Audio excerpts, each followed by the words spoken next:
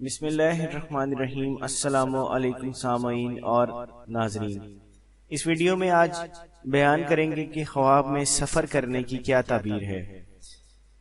حضرت امام محمد ابن سیرین رحمۃ اللہ تعالی علیہ فرماتے ہیں کہ اگر دیکھے کہ اس نے سفر کیا ہے اور وہ مقام پہلے سے بہتر ہے، دلیل ہے کہ اس کا حال نیک ہوگا، ورنہ اس کی تعویل خلاف ہے۔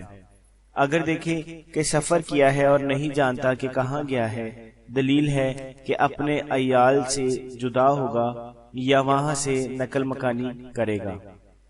اگر دیکھے کہ کسی جماعت کو وداع کرنے گیا ہے یا کوئی گروہ اس کو وداع کرنے آیا ہے، دلیل ہے کہ ایک مدت تک اس کا حال اور کام متغیر ہوگا اور پھر اپنے حال پر آئے گا۔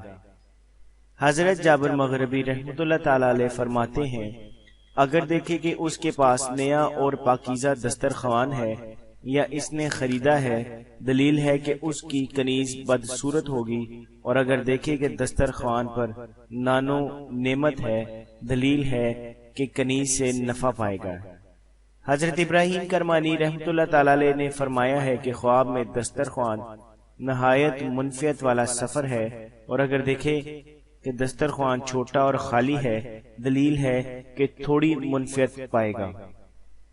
اگر دیکھے کہ اس کا دسترخوان جلا ہے یا ضائع ہو گیا ہے، دلیل ہے کہ اس کی کنیز مرے گی یا اس کا مال ضائع ہوگا۔ حضرت امام جعفر صادق علیہ السلام فرماتے ہیں کہ خواب میں دسترخوان 4 وجہ پر ہے: کنیز، خدمتگار، سفر، کسب اور معیشت۔ جزاک اللہ۔